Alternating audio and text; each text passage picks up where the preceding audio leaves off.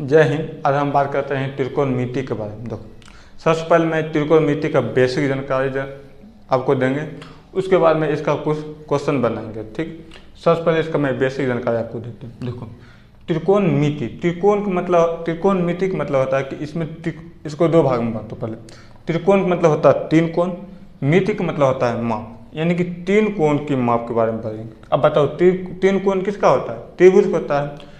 अब सवाल यहाँ ये है कि कौन सा त्रिभुज, समकोण कि विषमकोण कि समबाहु कि समद्विबाहु। तो देखो, त्रिकोणमिति में हम समकोण त्रिभुज के बारे में पढ़ते हैं। तो देखो, समकोण त्रिभुज का चित्र कैसे होता है? समकोण त्रिभुज हम उस त्रिभुज कहते हैं जिसमें एक कोण जो है 90 डिग्री होना चाहिए, यानी कि एक कोण उसका कितना होना चाहिए? 90 डिग्री, यानी कि इसी को 90 डिग्री को हम बोलते हैं समकोण।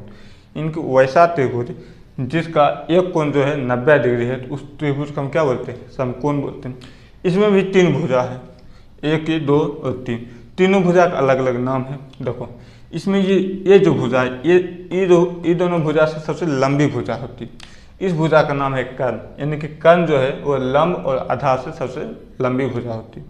बाकी बच गया ये लंब और ये आधार। देखो, इसको क्या बोलते हैं? लंब, इसको बोलते हैं आधार। लेकिन समकोण त्रिभुज में लंब और आधार ये चेंज हो सकता है, लेकिन ये जो कर्ण है, ये कर्ण कभी चेंज नहीं होगा। आप कहोगे ये लंब और आधार कैसे चेंज होगा? ये लंब और आधार चेंज होने का कारण है कोण। जब कोण आपको कहेगा तब उस हिसाब से लंब और आधार चेंज होगा। ये कैसे चेंज होगा, जब मैं अभी आपको क्वेश्चन बताऊंगा तो फिर मैं आपको समझाऊंगा। इसको मैं क्या बोलता हूँ? कर्ण। कर्ण इंग्लिश में बोलते हैं हाइपोटेन्शन, जिसे हम एस से भी सूचित करते हैं। ठीक, ये जो है लंब, उसको बोलते हैं परपेंडिकुलर इंग्लिश में, जिसे हम पी से भी सूचित करते हैं। ठीक, और ये जो है बेस यानी आधार, आधार को हम बेस करते हैं, इसको हम बी से सूचित करते हैं। तो जहाँ पर मैं पी लिखूंगा समझ जाना परपेंडिकुलर यानी कि लंब, जहाँ पर मैं एच लिखूंगा बुझ जाना हाइपोटेन्शन यानी कि एच, और जहाँ पर मैं बी लिखूंगा समझ जाना वो है बेस यानी कि आधार। मैं अब इसके बारे में थोड़ा जानते हैं। देखो, ये क्या है? समकोण त्रिभुज। समकोण त्रिभुज में एक होता है पाइथागोरस। ये समकोण त्रिभुज है, इसमें अगर आपको लंब ज्ञात करना है तो पाइथागोरस प्रमेय का यूज करते हैं। अगर आपको कर्ण ज्ञात करना है तो वो भी, उसमें भी पाइथागोरस प्रमेय का यूज होता है। अगर आपको आधार ज्ञात करना है तो उसमें भी क्या? पाइथागोरस प्रमेय का यूज होता है। अब हम समझते हैं ये पाइथागोरस प्रमेय है क्या। देखो, पाइथागोरस एक आदमी का नाम था। उन्होंने ही एक समकोण त्रिभुज के बारे में जानकारी दिया था कि उन्होंने सबसे पहले बोला था कि किसी समकोण त्रिभुज में अगर आप कर्ण का वर्ग कर देते हैं, यानी कि कर्ण का स्क्वायर अगर आप कर देते हैं, तो लंब का स्क्वायर, ये जो ये लंब है इसका स्क्वायर, जो ये आधार जो है ये इसका आधार, इसका स्क्वायर कर दोनों का क्या होगा? बराबर होगा ये कर्ण, यानी कि ये कर्ण सबसे लंबी भुजा होगा। ठीक, अगर आपको इसमें कर्ण ज्ञात करना है तो क्या करना पड़ेगा? ये स्क्वायर इधर, इसको उठाकर उस साइड करना पड़ेगा, बराबर का उस साइड करना पड़ेगा। आप ये जानते हैं कि कोई भी चीज़ अगर प्लस बराबर को उस साइड रहता है तो माइनस हो जाता है, माइनस बराबर को उस साइड रहता है तो प्लस हो जाता है। सेम उसी प्रकार गुना अगर बराबर के उस साइड करते हैं तो भाग हो जाता है, भाग को अगर बराबर को उस साइड से इस साइड करते हैं तो गुना हो जाता है। ठीक उसी प्रकार ये जो मतलब स्क्वायर जो है, ये स्क्वायर बराबर के इस साइड से उस साइड करेंगे, स्क्वायर की जगह क्या हो जाएगा? वर्गमूल बन जाएगा, यानी कि बराबर की साइड अगर स्क्वायर है इसको उस साइड करेंगे तो क्या होगा? वर्गमूल बन जाता है। तो अब हम इसको समझते हैं। इसका सबसे मेन फॉर्मूला है, सबसे मेन फॉर्मूला यही है, इसी से इस सब बना है। ठीक, देखो मेन फॉर्मूला क्या होता है? कर्ण के स्क्वायर इक्वल टू लंब के स्क्वायर जो आधार के स्क्वायर। मैं ये कर्ण को कर्ण रखा, ये स्क्वायर के इस साइड भेज दिया तो वर्गमूल बन गया। बाकी वही चीज़ लिखा हूँ, यानी कि अगर आपको कर्ण ज्ञात करना है तो ये फॉर्मूला लगाना है। ठीक, अब इसी में देखो, अगर आपको कहेगा बाबू लंब, ये क्या है? लंब। अगर कोई समकोण त्रिभुज दे दिया, उसमें आपको कर्ण और आधार दे दिया, कहेगा लंब ज्ञात करना। लंब ज्ञात करने के लिए ये फॉर्मूला लगाओ। आप कहोगे ये फॉर्मूला बना कैसे? तो इसी फॉर्मूला से बना, ये जो पहला जो है ये मेन फॉर्मूला इसी से बना है। देखो, वही फॉर्मूला मैं लिखा हूँ, कर्ण के स्क्वायर इक्वल टू लंब के स्क्वायर जो है आधार के स्क्वायर। हमको ज्ञात क्या करना है? तो लंब ज्ञात करना है। तो मैं लंब को इसी साइड रख दूँगा, बराबर के इस साइड है, इस साइड लंब को रख दिया। ये आधार इधर प्लस में, इसको इस साइड करूँगा तो माइनस होगा, यानी कि कर्ण के स्क्वायर, इसको उठा के इधर करूँगा आधार के स्क्वायर। ये लंब के स्क्वायर का लंब के स्क्वायर रखा हूँ। अब देखो, इधर से मैं स्क्वायर हटाया हूँ, यानी इस लंब पर से मैं स्क्वायर हटाया हूँ। स्क्वायर जब हटेगा तो वर्गमूल चढ़ेगा, इधर वर्गमूल चढ़ा दिया। अब मैं इसको सिर्फ सीधा करके लिख लिया हूँ, ये लंब को इधर लिख लिया हूँ, इसको इधर लिख दिया हूँ। इसको आप ऐसे समझिए, ये 5 + 3 = ये 4 + 4 दोनों बराबर नहीं है, एकदम बराबर। अब इसको आप ऐसे लिखोगे 4 + 4 = 5 + 3, ये भी बराबर। आप इसको इधर लिख लो या इसको इधर लिख लो, कोई प्रभाव नहीं पड़ने वाला है। वही बात में ये लंब इधर है, इसको मैं इधर लिख लिया और ये पूरा को बराबर के इस तरह रख दिया, क्योंकि दोनों बराबर है, इस चलते मैं इसको इधर लिख सकता हूँ। यानी कि लंब अगर आपको ज्ञात करना है तो कर्ण में से आधार को, कर्ण के स्क्वायर में से आधार के स्क्वायर को घटाना है और उसका वर्गमूल कर देना। सेम उसी प्रकार देखो, ये कर्ण का फॉर्मूला ये हो गया, लंब का फॉर्मूला ये हो गया। अगर आपको कहेगा आधार ज्ञात करना है तो सेम वही प्रकार ये मेन फॉर्मूला लिखा हूँ, कर्ण के स्क्वायर इक्वल टू लंब के स्क्वायर, जो आधार के स्क्वायर जो पहला लिखा है। इसमें हमको क्या ज्ञात करना है, आधार ज्ञात करना है। इसका मतलब ये लंब जो है इसको इधर करना पड़ेगा, तो कर्ण के स्क्वायर माइनस ये लंब इधर कर, लंब के स्क्वायर इक्वल टू ये आधार के स्क्वायर हो गया। अब देखो इधर से मैं स्क्वायर हटाऊंगा तो इधर वर्गमूल चलेगा, तो वही बात है, यहाँ पर मैं स्क्वायर हटा दिया हूँ, स्क्वायर की जगह पर इधर क्या हो, वर्गमूल चल गया। फार्मूला आपको यहीं बन गया। इसको आप सीधा करके मैं लिख दिया हूँ, ये आधार को इधर लिख दिया और इसको इधर कर लिख दिया, जैसे इसको मैं अभी समझाया। इस प्रकार मैं आधार निकालने का फार्मूला बना लिया हूँ, लंब निकालने का फार्मूला भी बना लिया हूँ और कर्ण निकालने का भी फार्मूला बना लिया। किससे, ये पाइथागोरस प्रमेय से। अब मैं इसको समझते हैं, देखो। और इसमें अभी आपको मैं बता दिया हूँ कि इस समकोण त्रिभुज में कर्ण चेंज नहीं होता, कर्ण हमेशा कर्णे रहता है। ये कर्ण है, क्यों, क्योंकि ये 90 डिग्री सामने वाले भुजा को कर्ण बोलते हैं। लेकिन ये जो लंब है और ये आधार ये चेंज होगा, क्यों, कैसे होगा, ये कोण पर डिपेंड करता है। अगर आपको कहेगा कोण इसके हिसाब से बताओ लंब कौन है, इसके हिसाब से लंब ये हो जाएगा, ठीक। अगर आपको कहेगा इसके हिसाब से बताओ लंब कौन है, तो इसके हिसाब से लंब ये हो जाएगा। आप बताओ, जब इसके हिसाब से लंब ये होगा तो ऑटोमेटिक ये आधार हो जाएगा, ये तो कर्ण हमेशा करने रहेगा।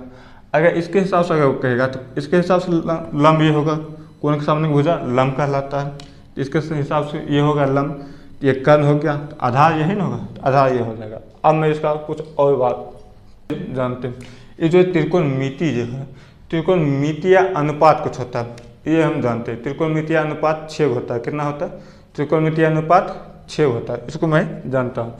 एक का नाम है साइन, दूसरा है कोस, तीसरा है टेन, कोसेक, सेक और कॉट। ये 6 को त्रिकोणमितीय अनुपात।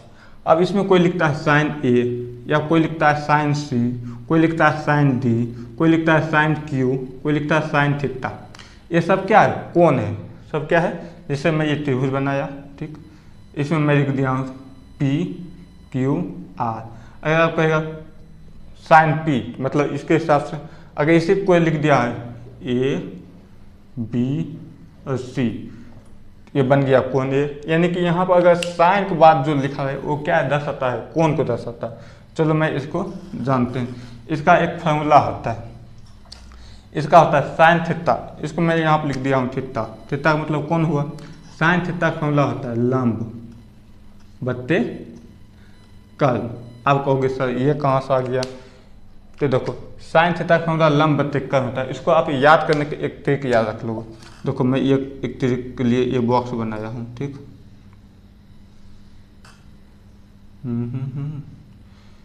ये लिख दिया हूँ एल ए और एल, के और ए, यहाँ तक। आप इसको सिर्फ याद रखना, लाल कक्का, ठीक। अब ये लाल कक्का देखो इस सब का फार्मूला बनेगा।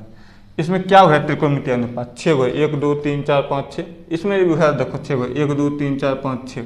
इसको आप सजा दो, पहले है साइन, तो यहाँ पर लिख दो साइन, लिख दिया हूँ साइन, ठीक। कॉस है तो यहाँ पर लिख दो कॉस, टेन है तो यहाँ पर लिख दो टेन, ठीक। कोसेक है तो आप इधर से लिखना शुरू कर दो, कोसेक।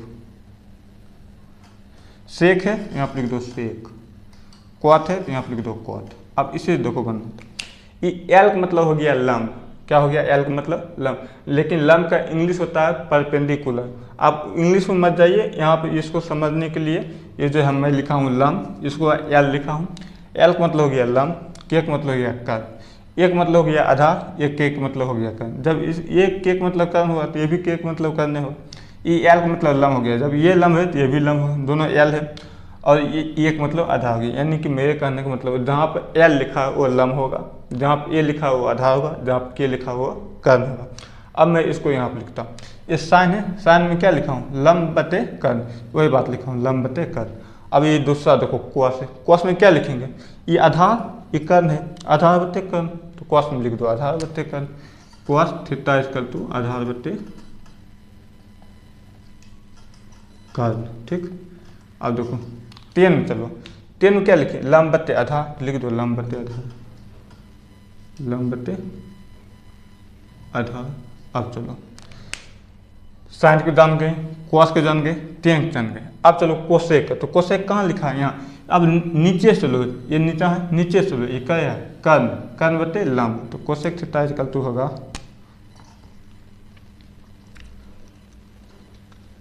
कर्ण बटे लंब। ठीक, अब देखो सेक थीटा इक्वल टू, सेक है ना, सेक में क्या है कर्ण बटे आधार, तो कर्ण बट्टा आधार। ठीक, अब देखो ये क्वाट है, क्वाट में क्या हो आधार बटे लंब, लिख दो क्वाट थीटा इक्वल टू आधार बटे लंब। अब यहाँ पर देखो एक चीज का आप गौर करोगे, ये साइन थीटा इक्वल टू लंब बटे कर्ण हुआ, सेम इसी का उल्टा ये कोसेक साइन के चौथा नंबर हो, साइन से चौथा नंबर, ये चौथा नंबर पर देखो ये कर्ण है लिया, ये ऊपर चल गया, कर्ण बटे लंब हो गया, सेम इसका उल्टा हो गया, ये कोसेक है, इसको आओ ये 5 नंबर पर सेक पर, मतलब कॉस को आओ सेक पर, कॉस थीटा इक्वल टू क्या है आधार बटे कर्ण, इसको उल्टा हो गया, ये कर्ण लिया में तो ये कर्ण ऊपर चल गया, ये आधार ऊपर में तो आधार लिया चला है। ये देखो टेन, टेन को उल्टा होता है cot, tan theta equal to क्या लिखा हूँ लंब बटे आधार, कॉट होगा ये आधार लिया है तो ऊंचा मतलब उल्टा मतलब ऊपर चल जाएगा, ये आधार बटे लंब हो गया। अब इसको अगर आप इंग्लिश में लिखना चाहते हो तो इंग्लिश में भी लिख सकते हो, लंब को बोलते हैं परपेंडिकुलर, इसको आप पी लिख सकते हो, कर्ण को बोलते हैं हाइपोटेन्यूस, इसको आप एस लिख सकते हो, आधार को बोलते हैं बेस, इसको बी लिख सकते हो, कर्ण को बोलते हैं हाइपोटेन्यूस, इसको एस लिख सकते हो। ये देखो लंब को पी यानी परपेंडिकुलर, आधार को बी, अब देखो कर्ण को एच हाइपोटेन्यूस, लंब को पी परपेंडिकुलर, कर्ण को एच हाइपोटेन्यूस, आधार को बी मतलब बेस, ये आधार को बी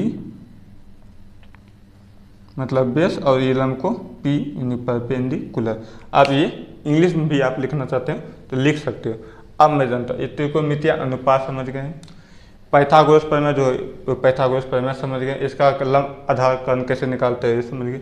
मैं आपको ये क्यों बताया हूँ, क्योंकि ये त्रिकोणमिति में जो ये सब का यूज होगा और इसका यूज होगा, यही दो का यूज होगा, और इसका कुछ क्वेश्चन बनाता हूँ कि कुछ इसका सवाल बनाता हूँ, इसके लिए मैं इसको मिटाता हूँ, इसको दोनों को मिटा देता हूँ, यहाँ पर मैं एक क्वेश्चन लिखता हूँ और बनाता हूँ।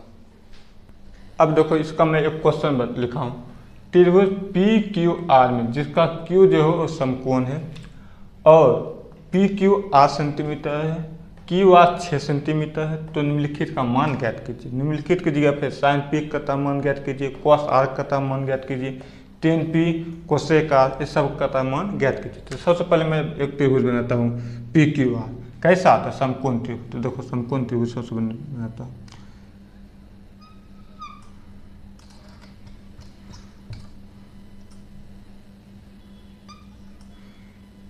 ये बना लिया हूँ समकोण त्रिभुज, इसका मैं ये समकोण कर दिया हूँ यानी कि 90 डिग्री हो गया, इसका नाम रख दिया हूँ क्यू, क्योंकि यहाँ कहता है ये कोण का चिन्ह है, ऐसे क्या आता है ये कोण का चिन्ह है, जैसे ये क्या है इसलिए एक चिन्ह है, ये चुकी का चिन्ह है, ये बराबर चिन्ह है, सेम उसी प्रकार ये कोण का चिन्ह होता है। कोण की जगह पर मैं लिख दिया हूँ, यहाँ कहता है कोण क्यू समकोण, यानी कि इसको मैं समकोण बना दिया हूँ। अब कहता है पी क्यू 8 सेंटीमीटर, तो इसका नाम रख दिया हूँ पी और इसका नाम रख दिया हूँ क्यू। पी क्यू बोलता है 8 सेंटीमीटर, पी क्यू यही नहीं, इसको ये हो गया 8 सेंटीमीटर, ठीक। उसके बाद इसको क्यू आर बता 6 सेंटीमीटर, तो क्यू आर सॉरी यहाँ पर आर लिख दो, क्यू आर है 6 सेंटीमीटर, ठीक। तो अब कहता है कि निम्नलिखित का मान ज्ञात कीजिए, कहता है sine P cos R tan P cosec R. तो देखो ये कैसा त्रिभुज है, समकोण त्रिभुज है। समकोण त्रिभुज में कौन सा प्रमेय मतलब फॉर्मूला लगेगा, पाइथागोरस प्रमेय। इसमें ज्ञात क्या करना है, तो कर्ण ज्ञात करना है। सबसे पहले देखो ऐसा कोनो सवाल रहेगा तो उसमें आपको अगर 2 भुजा दे दिया तो तेसरा भुजा आपको ज्ञात कर लेना है। तेसरा भुजा इसलिए ज्ञात करना है क्योंकि इस सब में से कहीं न कहीं आपको ये तेसरा भुजा यूज होगा, यानी लंब और आधार दे दिया है तो कर्ण ज्ञात कर लीजिए। कर्ण लम दे देगा तो आधार ज्ञात कीजिए। अगर कर्ण और आधार दे दिया तो लम ज्ञात कर लीजिए। यानी कि 2 भुजा दे दिया तो तीसरा भुजा आप पहले उसको ज्ञात कर लो, उसके बाद उसका क्वेश्चन बनाओ। ठीक, अब मैं इसको बनाता हूँ। इसमें कौन सा फॉर्मूला लगेगा? सबसे पहले इसमें देखो पाइथागोरस प्रमेय लगेगा। क्यों? क्योंकि इसमें कथा है कर्ण ज्ञात करने के लिए। तो पाइथागोरस प्रमेय क्या बोलता है? कर्ण का स्क्वायर इक्वल टू लम के स्क्वायर जोड़ आधार के स्क्वायर। ठीक, अब देखो यहाँ पर लिखो कर्ण के स्क्वायर, हमको कर्ण ज्ञात करना है, जबकि लम मालूम है कितना 8 सेंटीमीटर है।